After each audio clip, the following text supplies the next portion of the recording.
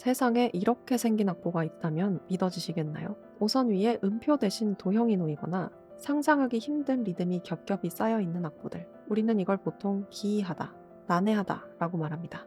그런데 오늘은 다른 단어를 하나 꺼내보려고 합니다. 낭만적이다. 그림처럼 생긴 악보. 그러니까 그래픽 노테이션은 정해진 음높이나 리듬 대신 시각적 형태로 연주자에게 지시를 내립니다. 또 한편 브라이언 페르니호, 제임스 딜런과 같은 뉴 컴플렉시티의 사조의 작곡가들은 오선봉 안에 상상할 수 없이 많은 정보를 채워두기도 하죠. 그런데 흥미로운 지점이 있습니다.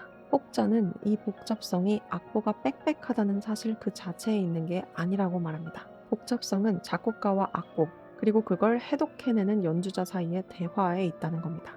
즉, 이 악보들은 애초에 완벽하게 재현되어야 할 신성한 텍스트로 설계되지 않았을지도 모릅니다. 여기서 숭고함이라는 낭만주의 미학의 중요한 키워드를 하나 꺼내겠습니다. 낭만주의 이전까지의 숭고함이란 명확한 질서와 완벽한 비율, 혹은 거대한 무언가를 보며 느끼는 경탄과 공포와 같은 것을 떠올리게 했습니다. 그러나 낭만주의로 넘어오면서 이 숭고함의 의미가 바뀝니다.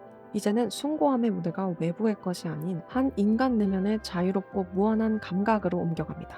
즉, 숭고함은 더 이상 저 바깥에 있는 질서정연하고 거대한 것이 아니라 내 안에 있는 한계를 초월하는 추상적인 무언가가 됩니다. 이러한 낭만주의적 숭고함은 독특한 서사 하나를 탄생시킵니다. 바로 영웅의 탄생입니다. 철학자 프리드리히 실러는 숭고함이란 단순한 거대함이 아니라 압도적인 한계와 고통에 굴복하지 않고 맞서는 인간의 의지에서 완성된다고 말했습니다. 거대한 운명이나 자연에 맞서 싸우는 비극적 영웅처럼 말이죠.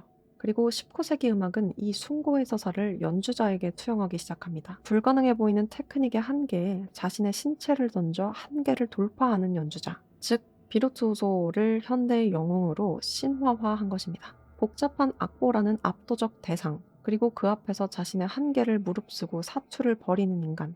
숭고함은 곧 한계에 도전하는 영웅적 서사와 맞물리게 됩니다. 앞서 보여드린 이 복잡한 악보를 다시 생각해봅니다. 작곡가 페르니호 스스로도 연주자가 이 악보를 100% 완벽하게 연주해내길 애초에 기대하지도 않았을지 모른다는 한간의 이야기는 매우 흥미롭습니다. 작곡가는 인간의 물리적 한계를 넘어서는 불가능성을 악보에 설계해두었고, 연주자는 그 불가능한 영웅적 과제 앞에 내던져집니다. 이 음악의 진짜 핵심은 완벽한 재생이 아니라 한계에 맞서 자신의 몸과 감각을 내던지는 연주자의 치열한 수행, 그 자체에 있을지도 모른다는 거죠. 그렇다면 이 음악이 우리에게 던지는 질문은 무엇일까요? 어쩌면 애초에 음악에서 악보란 한치의 오차 없이 재현해야 할 신성한 텍스트가 아니었을지도 모른다는 겁니다. 우리는 어느 순간부터 악보를 작곡가의 완벽한 의도가 담긴 진리로 여겨왔습니다. 하지만 음악학자 크리스토퍼 스몰이 지적했듯 음악의 본질은 고정된 텍스트에 있는 것이 아니라 연주라는 사건 속에서 소리를 만들어내는 지속적인 행위, 그 자체에 있을지도 모릅니다. 완벽한 재현이란 통제된 스튜디오에서의 환상일 뿐, 라이브 무대 위에서의 연주는 언제나 신체적인 한계, 라이브의 우연성, 그리고 생생한 불완전함을 동반합니다. 앞서 보여드린 이러한 음악들은 바로 그 불완전함을 극단으로 끌어올려 역설적으로 음악이 가진 가장 원초적인 매력, 즉 한계와 부딪히는 인간의 숨소리와 신체성을 우리 눈앞에 드러냅니다. 그림 같기도 하고 해독 불가능한 암호 같기도 한 이 파격적인 악보들. 그 안에서 우리가 목격하는 것은 결코 완벽한 재생이 아닌 현장의 불완전함과 치열한 수행, 그리하여 그들을 통해 경탄을 느끼고 싶어하는 낭만주의 이래로 어쩌면 변하지 않은 우리의 초상일지도 모르겠습니다. 지금까지 당신의 소리꼬지 사운드렉이었습니다.